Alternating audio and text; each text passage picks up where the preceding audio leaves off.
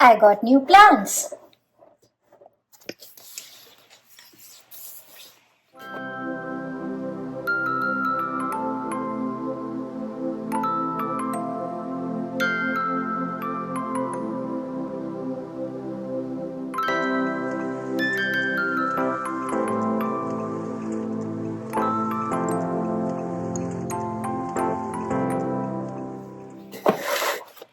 These two are from Sam's Club and Champagne. I know they are a wholesale place, but that's real snug. Yup. They are a wholesale place and they had these plants at a wholesale price, two for $15, and I just couldn't resist getting them, even though they look, this one especially, it looks like dehydrated. You can see this is falling off, but yeah, hopefully with some water and some love they will perk right back up. So first let's give them a trim.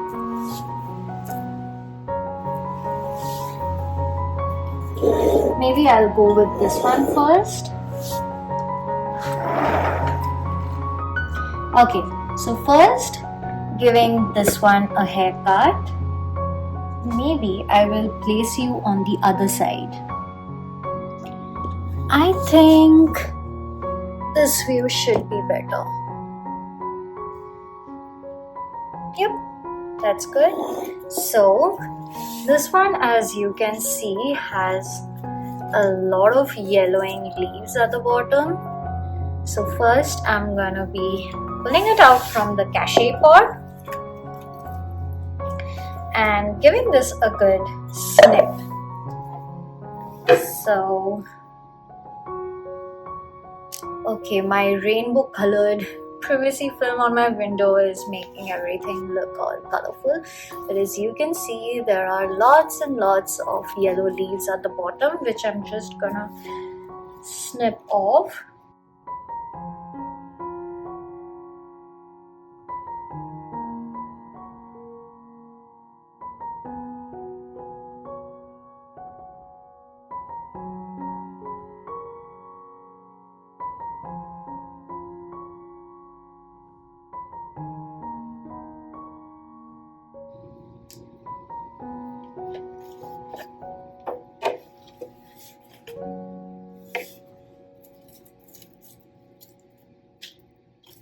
There are loads and loads of crispy leaves at the bottom. So I know from the look of it and from the weight of this pot that this hasn't been watered in a very long while. So Sam's Club is not a place to buy plants as such, I feel, but oftentimes I have seen them having real good connection, curated collection every now and then. Sometimes they have like huge ZZs which look like they've been growing in those pots for like 5 years or so. They are like really huge. So everything from Sam's Club seems to be like really huge, and I really do like it. Okay, this one has been interfering. Okay. So I am gonna first get rid of all the crispy leaves and the yellowing ones, because those are the ones which harbor the most number of pests.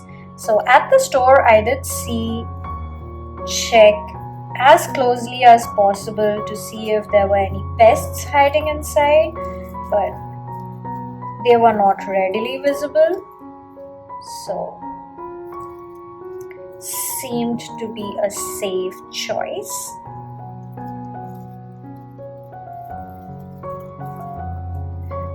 This pot is just bursting at the brim. It's like a really dense grouping of plants. I don't know how many plants are there in this, but it seems to me that must be at least 10 of them, like a mixture of big and small. But yeah, there should be at least 10 plants inside. This stool looks like it's on its way out. What is this? Okay, that's an aerial root. There are just loads and loads of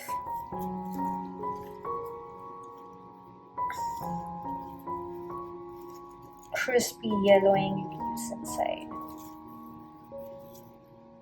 I honestly find getting rid of crispy leaves very satisfying. That's kind of like one of my favorite parts of getting new plants.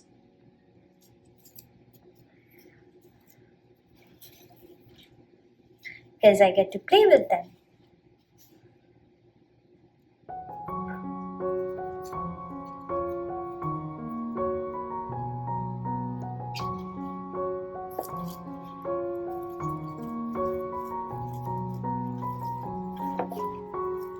I'm trying to figure out a way to get my hands at all the crispy leaves inside, all the yellowing, dying.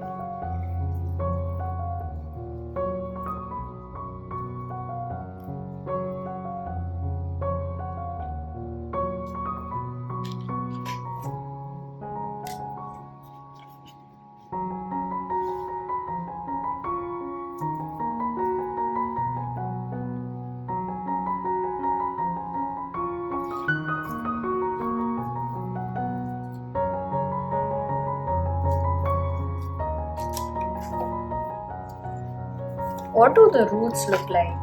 Oh! Beautiful roots! I am not going to be repotting it just yet because it still has a lot of soil in there and I'm just lazy. So maybe I will leave it in this pot for, I don't know, for a long time, I feel. Okay. So back it goes in here for now. Let me just take a look at this one. So this one I feel needs a lot more working because I'm going to get rid of all these flowers right here because they look hideous and they feel hideous. They are like very squishy and they are almost coming off like this. Yeah, it just feels very disgusting. They are like gillyweeds from Harry Potter. So I see loads of new baby growth. Oh, I just damaged this leaf. No problem. There are tons of new ones on its way, so I am gonna be snipping this one right off. Yeah. Oopsie.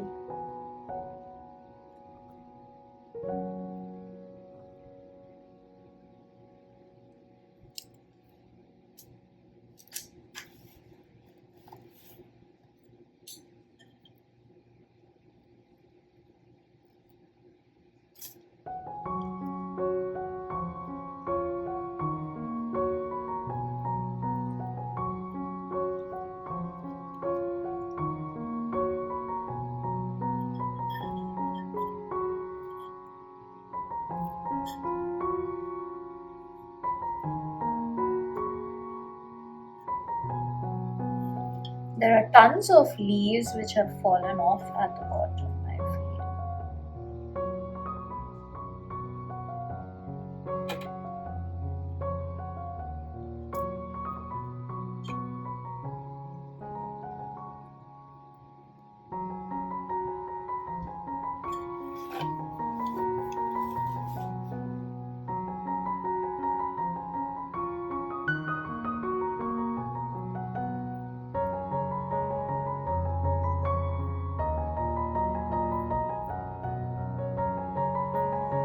This specimen is a very bushy one, which is why I felt drawn towards it. Actually, both of them, both this peperomia and the syngonium, they are like really bushy, which is why even though I just went there to get a few wipes and stuff, like your normal household items like wipes, cleaners and stuff like that, but I ended up buying this one. Some of these flowers feel very disgusting because they are all very squishy. I hope they recover properly, because if they don't, I will not be posting on this plant any further. Yup.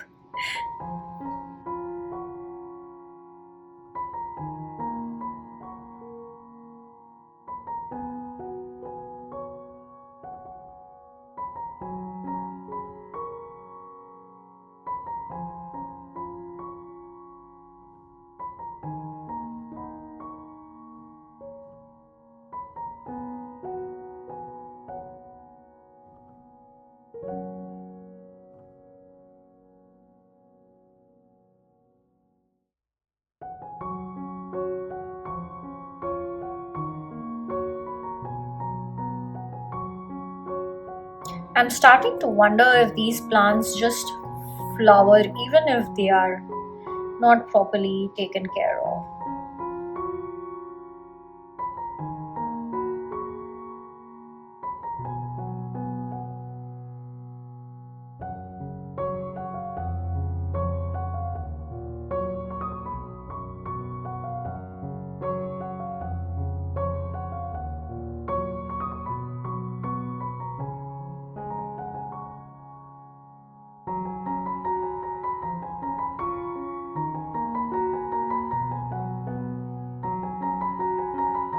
Tell me something, do you happen to buy plants on an impulse when you find them at an unusual place?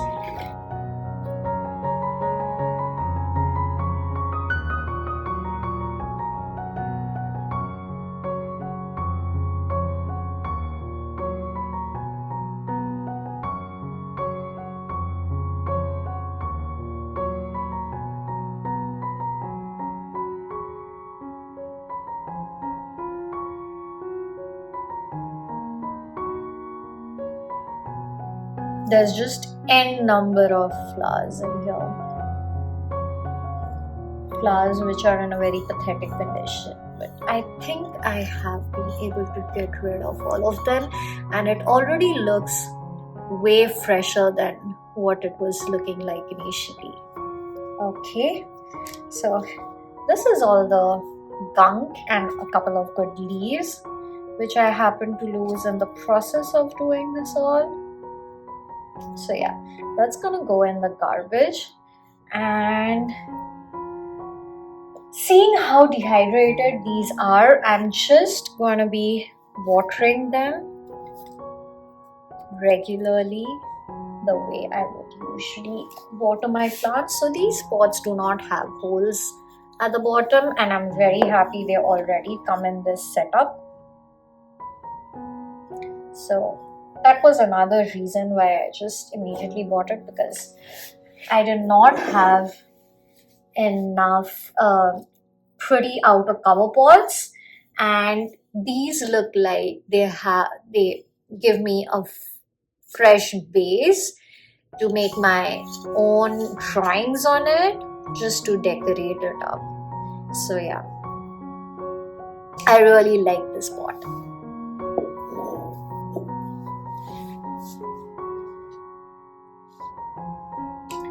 So I have my dechlorinated water right here, and I am going to be watering these plants till I see water dripping from the pot below, and I'm going to fill in some excess because I feel that the soil would have gone hydrophobic by now, since it's extremely light. So I'm gonna be watering from the top, and I'm also gonna give it some time to let it soak up all the excess water which drains out into this outer pot, and then maybe 6 hours later, if I find any extra water here, I'm just gonna be throwing it away.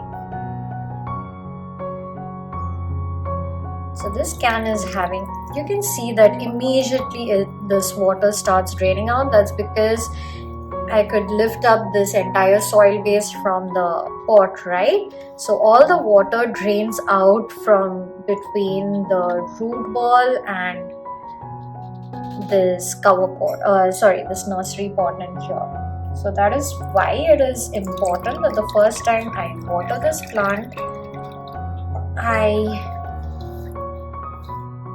employ both top watering and bottom watering. So now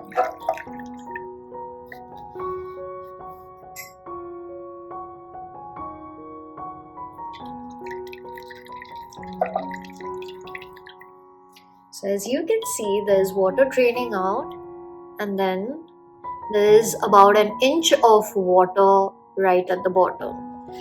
So the soil is gonna be soaking up all that water from below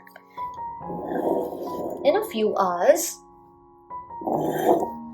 and then our plant is gonna be looking much more hydrated and lively. So now moving on to this one. It's so dry that it's not even like sitting snugly inside the nursery pot.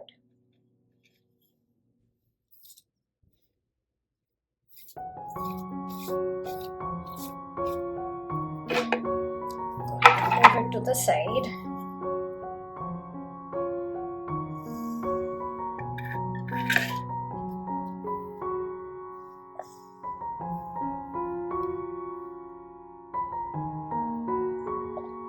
If you have been following my videos, you would have known by now that I really don't like making a mess on my floors. It's just one of my pet peeves, which is strange considering it's a very common phenomena with all those who love indoor gardening.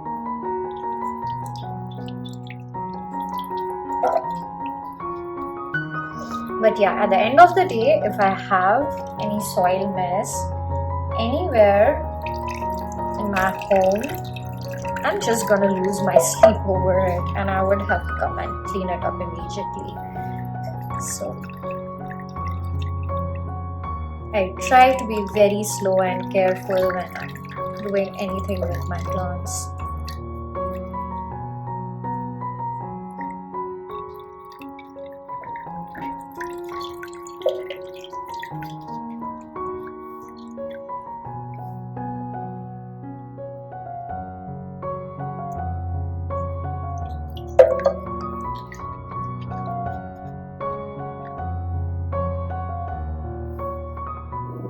Okay, so both these plants have like about an inch of water at the bottom, which is kind of acting like a reservoir for now. So since the soil seems to have become pretty hydrophobic for now, I'm gonna let it sit in this water for at least maybe 2 hours by now. And after 2 hours, I'm just going to drain out all the excess water from this. And since these are new plants, I am going to be quarantining them. So let's see, where should I quarantine them? Okay, I think I have a pretty nice spot to quarantine them. So since the weather right now is quite sunny, so let me show you. So my rubber plant, which is quite a bushy rubber plant, I have allowed it to bask in the glory of the sun. Don't worry, it's not going to be scorching in heat because we have our air conditioning system on, so it's just going to get the light, but it's not going to be exposed to all the heat. So I have let it sit here on my porch, right next to my porch windows, and I am going to be placing these two plants where this rubber plant would usually be sitting. So I do have a grow light on top, so I can turn on the light every now and then if it's a cloudy day and let them grow in my space. So let's move them.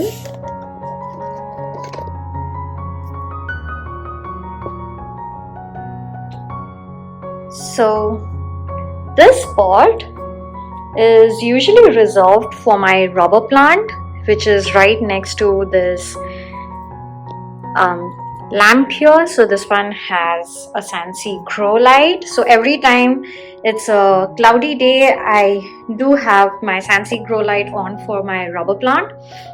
But since it's pretty sunny nowadays, I am gonna be leaving this rubber plant here in the sunlight, and instead this is gonna be the quarantining corner for my new plants. So in about 2 weeks from today, I'm going to check on these again for any pests or anything, and if they are doing fine, I'm going to be moving them to my plant shelf. So let's hope for the best. So here are the plants 1 month later, and as you can see, they seem to be doing pretty well. I think the most obvious difference is seen in my pink syngonium, which has definitely grown a lot taller and a lot more bushier.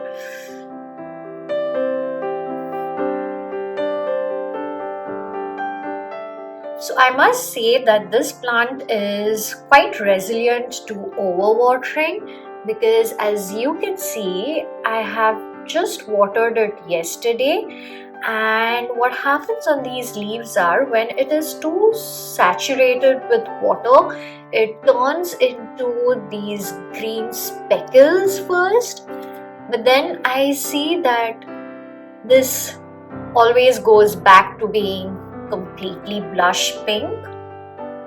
So that is a good thing. And why I would say that, here's a better example. So all these leaves were like completely pink when I had seen them, say, Friday evening, but then I watered them yesterday, and now I see that half of it has turned into green, but then eventually it always, and I see this happening every time I water it, but then eventually I always find it going back to being blush pink all over again, like there was nothing wrong. So I'm thinking that it is getting like, it feels like I'm overwatering this plant because I haven't changed the soil it initially came in. It's still in the same pot, in the same soil, but it seems to be doing pretty good.